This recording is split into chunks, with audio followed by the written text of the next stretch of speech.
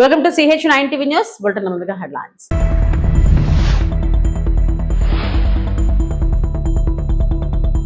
తొలిసారిగా వందే మాతరంతో లోక్సభ కార్యకలాపాల ప్రారంభం.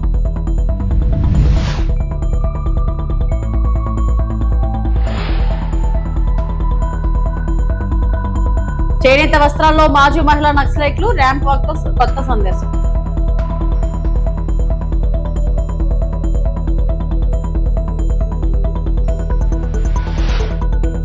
రాజధాని నిర్మాణంలో వేగం. ఎమ్మెల్యే ఎమ్మెల్సీల భవన సముదాయాన్ని ప్రారంభించిన సీఎం చంద్రబాబు.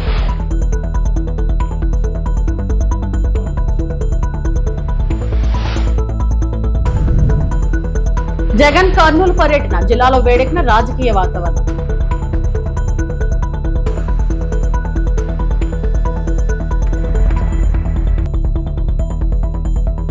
ఏనుగుల రక్షణలో ఏపీ కీలక చర్యలు. ఏపీ ఉప ముఖ్యమంత్రి పవన్ కళ్యాణ్.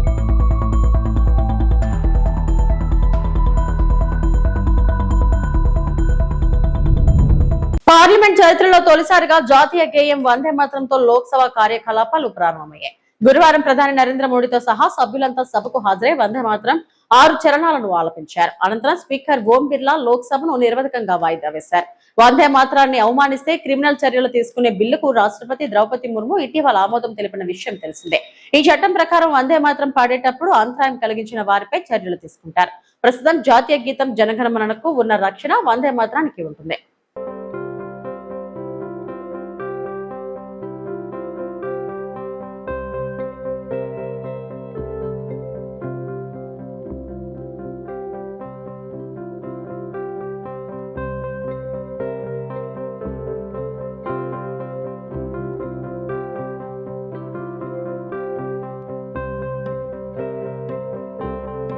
జాతీయ చేనేత దినోత్సవం సందర్భంగా ఛత్తీస్గఢ్ లోని రాయ్పూర్ లో మాజీ మహిళా నక్సలైట్లు ప్రత్యేక ర్యాంప్ వాక్ లో పాల్గొన్నారు.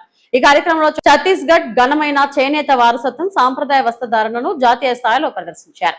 హింస, భయాందోళనల నుంచి గౌరవం, స్వయం ఆధారిత జీవనం, ఆత్మవిశ్వాసం వైపు వారి ప్రయాణానికి ర్యాంప్ వాక్ ప్రతీకగా నిలిచింది. పునరావాస కార్యక్రమాల విజయాన్ని, మారుతున్న బస్తర్ మరియు ఛత్తీస్గఢ్ రూపాన్ని ఈ కార్యక్రమం చాటి చెప్పింది. इतने लोग, हजारों लोग आपके स्वागत के लिए आए हैं। बस्तर की बेटियां आई हैं, इसलिए हजारों लोग बैठे हैं, उनके लिए ताली बज रही है। ये सब आपके सम्मान में हो रहा है। हम लोग आए हैं, आप लोगों से मिलने आए हैं कि सुकमा, दंतेवाड़ा, कुंडा से बेटियां आई हैं। बेटियों के स्वागत के लिए हम लोग यहाँ बैठे हैं। बहुत अच्छा लग रहा है आप लोगों को देख के, आत्मविश्वास से देख के, बहुत बढ़िया।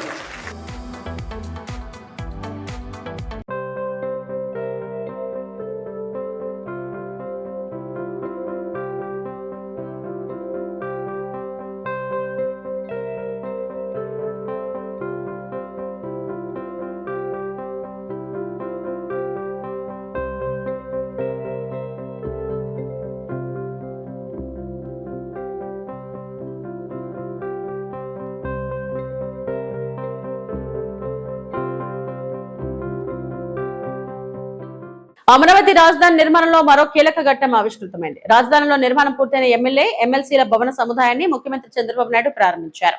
ఈ రోజు నూతన భవన సముదాయాన్ని సీఎం చేతుల మీదుగా సాధారణ పరిపాలన శాఖకు CRDA అప్పగించింది. రాయపూడి వద్ద 12 టవర్లుగా ఎమ్మెల్యే ఎమ్మెల్సీల నివాస భవన సముదాయాన్ని నిర్మించారు. ఒక్కొక్కటి 3500 చదరపు అడుగుల వైశాల్యంతో 288 ప్లాట్లను CRDA నిర్మించింది. అనంతరం ఆయన మీడియాతో మాట్లాడారు.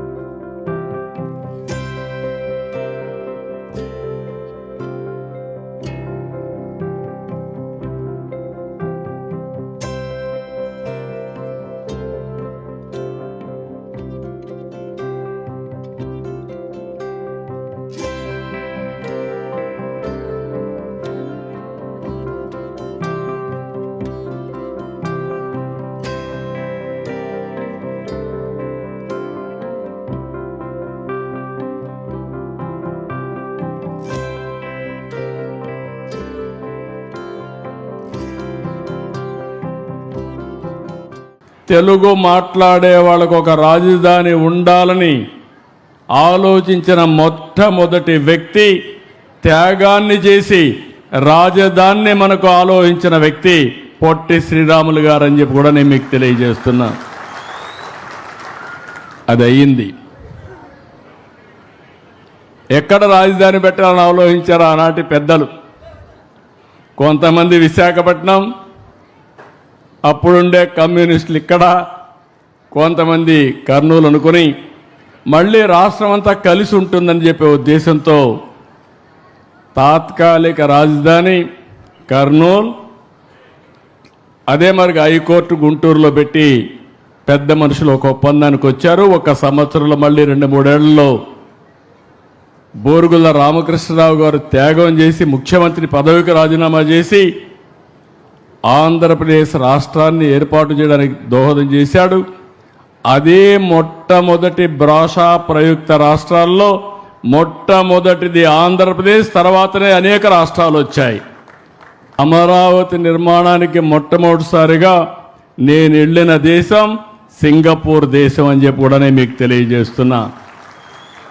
ఎందుకు సింగపూర్కి వెళ్ళానంటే Singapore city one of the best livable city.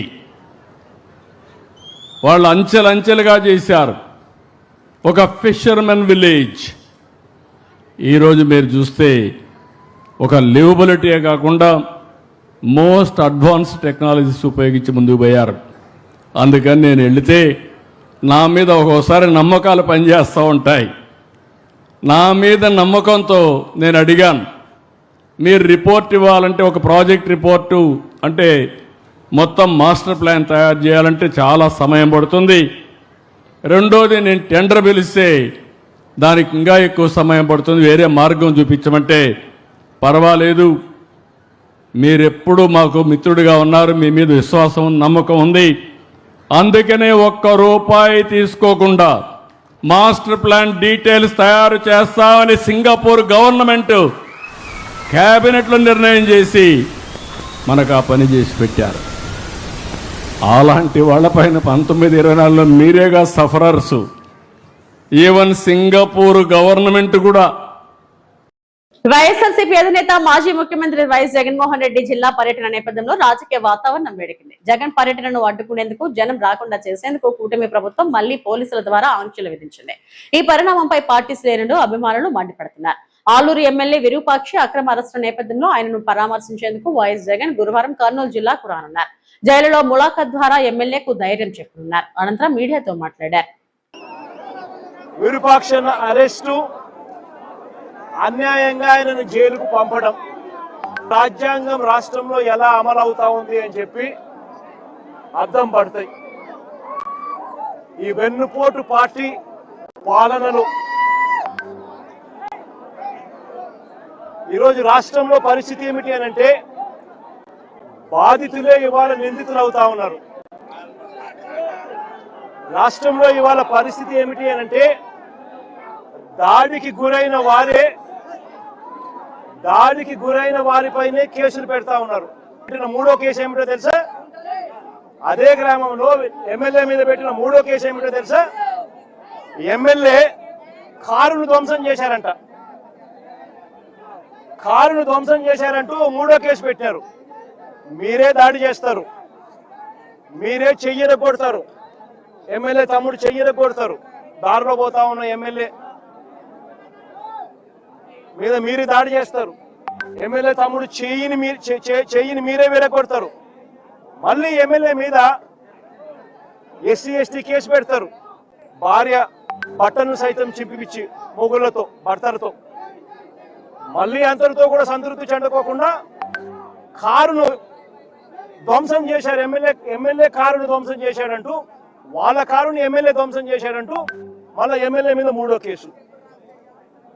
నేను అడుగుతా ఉన్నా, ఇలాంటి అక్రమ కేసులు ఈ మాదిరిగా ప్రజాస్వామ్యంలో పెడతా పోతే ప్రజాస్వామ్యం బతుకుతుందా అనేది ఆలోచన చేయమని చెప్పి ప్రతి ఒక్కరితో కూడా నేను అడుగుతా ఉన్నా. ఇది జరిగిన తర్వాత ఇంకా ఆశ్చర్యం ఏమిటో తెలుసా? ఇది జరిగిన తర్వాత ఎమ్మెల్యే గిరిని ఎవరినైతే కారులో ఎక్కించుకొని ఉన్నాడో ఆ గిరిని తీసుకొని ఎమ్మెల్యే తమ్ముడు ఎవరైతే ఉన్నాడో శ్రీరాములు ఎవరైతే ఉన్నాడో తమ్ముడిని తీసుకొని పోలీస్ స్టేషన్కి వెళ్ళి ఇవన్నీ చూపించి కేసు కట్టండి అయ్యా అంటే పోలీసులు కనీసం కంప్లైంట్ కూడా తీసుకోలేదు.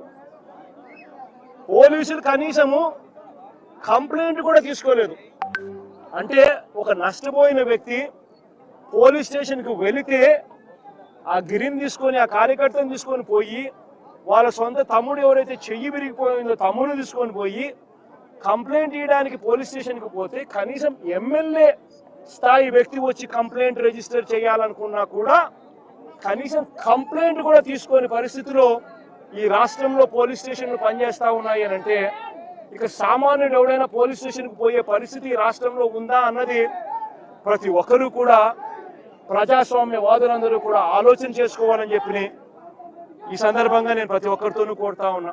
విశాఖపట్నంలో ప్రపంచ ఏనుగుల దినోత్సవ కార్యక్రమంలో ఉప ముఖ్యమంత్రి పవన్ కళ్యాణ్ పాల్గొన్నారు. ఏనుగులు అడవులు జీవ వైవిధ్యానికి కాపలాదారులని దేశ వారసత్వానికి ప్రతీకని అన్నారు. ప్రధాని నరేంద్ర మోడీ నాయకత్వంలో దేశవ్యాప్తంగా ఏనుగుల సంరక్షణకు ప్రత్యేక చర్యలు చేపట్టామని తెలిపారు. ఏనుగుల రిజర్వర్లు 26 నుంచి 33కు పెరిగాయని 150 ఏనుగు కారిడార్లను గుర్తించి రక్షణ కల్పించామని చెప్పారు. ఆంధ్రప్రదేశ్ లో 132 నుంచి 142 వరకు అడవి ఏనుగులు ఉన్నాయని పేర్కొన్నారు. పలమనేరు, పార్వతీపురం, మన్యం ప్రాంతాల్లో మానవ ఏనుగు సంఘర్షణను తగ్గించేందుకు కర్ణాటకతో కలిసి చర్యలు చేపట్టామన్నారు. కర్ణాటక నుంచి 4 కుంకి ఏనుగులను తీసుకొచ్చి ముసలివాకులో శిక్షణ కేంద్రాన్ని ఏర్పాటు చేశామని, వాటి సహాయంతో 50కి పైగా ఆపరేషన్లు నిర్వహించి మానవ మరణాలను 70% వరకు తగ్గించగలిగామని తెలిపారు. వన్యప్రాణుల రక్షణ కోసం ర్యాపిడ్ రెస్పాన్స్ వాహనాలు 7 అంబులెన్స్లను ఏర్పాటు చేశామని, వీటి ద్వారా 200లకు పైగా వన్యప్రాణాలను రక్షించామని పవన్ కళ్యాణ్ చెప్పారు. Andhra Pradesh too has a unique elephant story. Our state is home to around 132 to 142 wild elephants. This is not only our pride but also our responsibility to protect them and their habitats. After I took charge as a Minister for Environment and Forest, several instances of human-elephant conflict in areas such as Palamaneru and the Parvatipuram Manyam region came to my notice. I visited Karnataka and discussed the issue with the government of Karnataka. Through the MOU between the two forest departments, Andhra Pradesh received 4 Kunki elephants and we established a dedicated Kunki training center at Musallimadugu. I sincerely thank the government of Karnataka, especially former Chief Minister Sri Siddaramayaji, former Forest Minister Sri Ishwar Kandreji and Honorable Chief Minister Sri D.K. Shivkumarji, along with the Karnataka Forest Department for their continued support. This is not simply cooperation between two states, it's a cooperation for people, for nature and for wildlife. Our Kumkis have already supported 15 conflict elephant operations, contributing to a 70% reduction in human deaths caused by elephants, and helping to reduce crop damage and protect livelihoods. We have also started training in our own Kunkis. One of them has already been deployed in nearby a place called Parvatipuram to strengthen our human-elephant conflict response. It is our privilege to transform human-elephant conflict into human-elephant coexistence. From a conflict to coexistence is the motto, and that's what we've been going towards to fulfill it. Kumkis are the only one part of our larger strategy. We have initiated a program from the state government. It's called Hanuman, which the acronym stands for Healing and Nurturing Units for Monitoring, Aid and Nursing of Wildlife. Hanuman, a novel and comprehensive human-wildlife conflict management system with a dedicated institutional mechanism to enhance rapid response capacity, mainstream technology, streamline compensation, empower communities, was launched in March 2026. We have deployed 100 dedicated vehicles, including 93 rapid response vehicles and 7 wildlife ambulances. This initiative has already started showing quite encouraging results, with more than 200 wild animals rescued and 30 plus wild animals driving operation carried out. Conservation is not the government's responsibility alone. It must become a people's movement by engaging communities. We are implementing same through Hanuman. We should reach a situation where a farmer should be able to cultivate without fear. A village should receive timely warnings. So forest team should have the best tools and training, and wildlife should have a safe and connected habitats. And I would like to let us remember the success of conservation is not keeping wildlife away from people. It is creating a future where people and wildlife can safely share the same landscape. Let's build a future where development has a conscience, conservation has a purpose, and both people and wildlife have a place in our tomorrow. And on this special occasion, Amaravati రాజధాని నిర్మాణంపై మంత్రి నారాయణ కీలక వ్యాఖ్యలు చేశారు. భవ్యమైన రాజధాని నిర్మాణం ముఖ్యమంత్రి చంద్రబాబు నాయుడు చిరకాల స్వప్నమని, విస్తృత చర్చలు అధ్యయనాల అనంతరమే అమరావతిని రాజధానిగా నిర్ణయించామని తెలిపారు. 2015 జనవరి 1న నోటిఫికేషన్ విడుదలైన తర్వాత కేవలం 58 రోజుల్లోనే రైతులు స్వచ్ఛందంగా 34,000 ఎకరాల భూమిని ఇచ్చారని మంత్రి గుర్తు చేశారు. మాస్టర్ ప్లాన్, ల్యాండ్ పూలింగ్, టెండర్ల ప్రక్రియను పూర్తి చేయడానికి 3 సంవత్సరాలు పట్టిందన్నారు. రాజధాని నిర్మాణ పనుల కోసం ఏడాదిన్నర కాలంలోనే 9,000 కోట్లు ఖర్చు చేశామని వెల్లడించిన మంత్రి 2019లో ప్రభుత్వం మారిన తర్వాత అమరావతి ప్రాజెక్టును పూర్తిగా నిర్లక్ష్యం చేశారని ఆరోపించారు. భూములు ఇచ్చిన రైతులను వివిధ రకాలుగా వేధింపులకు గురి చేశారని పేర్కొన్నారు. గత ప్రభుత్వ హయాంలో జరిగిన అక్రమాలు, అవకతవకలు అమరావతి నిర్మాణానికి తీవ్ర నష్టం కలిగించాయని మంత్రి నారాయణ అన్నారు. దిశానిర్దేశం ఇచ్చి ఒక మంచి రాజధాని కట్టాలని, దానికి మాస్టర్ ప్లాన్ డిజైన్ చేయడానికి సింగపూర్ గవర్నమెంట్ అప్రోచ్ కావటం, వారు అడిగిన వెంటనే వారి మీద ఉన్న నమ్మకంతో వెంటనే వాళ్ళు యాక్సెప్ట్ చేసి దానికి ఒక master plan, capital region master plan అని, అదేవిధంగా సిటీ మాస్టర్ ప్లాన్ అని, అదేవిధంగా సీడ్ క్యాపిటల్ మాస్టర్ ప్లాన్ అని 3 ప్లాన్స్ ఇచ్చారు. ఆ తర్వాత వెంటనే ఇక్కడ ఐకానిక్ భవన్స్ అయితే కట్టాలని, అధికార భవనాలు ఐకానిక్ భవనాలు కట్టాలనే ఉద్దేశంతో Norman fast and partner London వారిని యాక్చువల్గా ఫైనలైజ్ చేయడం జరిగింది. ఇవన్నీ చేయటానికి ముందు ల్యాండ్ కావాలి. ఏది చేయాలన్నా ల్యాండ్ కావాలి. ల్యాండ్ కావాలంటే అది అమరావతిని ఎక్కడ పెట్టాలని ఫస్ట్ అనేక డిస్కషన్లు చేసి, అనేక మందితో డిస్కస్ చేసి, శాసనసభలో డిస్కస్ చేసి, కృష్ణానది ఒడ్డునైతే అమరావతి కడితే అన్ని జిల్లాలకు సమన్యాయం జరుగుతుంది. ఈ కృష్ణా జిల్లా అనేది, ఈ నది ఒడ్డు అనేది అటు ఉత్తరాంధ్రకి చివరి జిల్లా అయినట్టు శ్రీకాకుళంకి, అదేవిధంగా రాయలసీమకి చివరి జిల్లా అయినట్టు అనంతపురికి సమదూరంలో ఉంటుంది. రైలు మార్గం ఉంది, ఇక్కడ రోడ్డు మార్గం ఉంది, దగ్గరలో పోర్ట్ ఉంది, అన్నిటికీ అనుకూలమైందని ఆ రోజు నిర్ణయించడం. ఆ తర్వాత మాస్టర్ ప్లాన్ డిజైన్ చేయించడం. అయితే దీనికి ముందు ల్యాండ్ పుల్లింగ్కి నోటిఫికేషన్ 2015 జనవరి 1 ఇవ్వటం జరిగింది.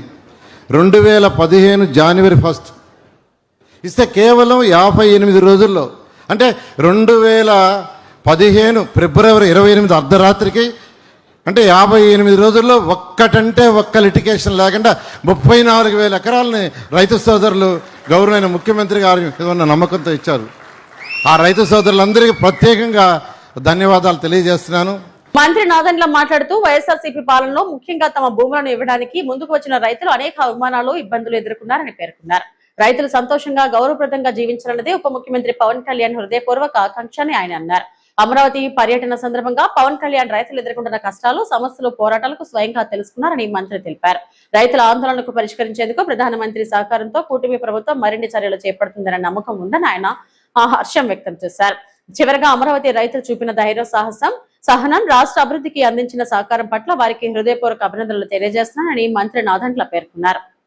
మనకు ఒక రాజధాని ఉండాలనే తపనతోటి ఆ రోజు గౌరవ ముఖ్యమంత్రి గారు ఎప్పుడైతే అమరావతిని ఎంపిక చేసి ఈ ప్రాంతంలో మనం ఒక అద్భుతమైన రాజధాని నిర్మాణం చేద్దామని నిర్ణయించారో, ప్రతి ఒక్కరి కలల సాకారం కోసం మీరు చేసిన త్యాగం, మీరు పడిన అవమానాలు, మిమ్మల్ని పెట్టిన ఇబ్బందులు ఈరోజు మనస్ఫూర్తిగా మన గుండెలు నింపే విధంగా ఒక సంతోషంతో చేస్తున్న కార్యక్రమం ఇది.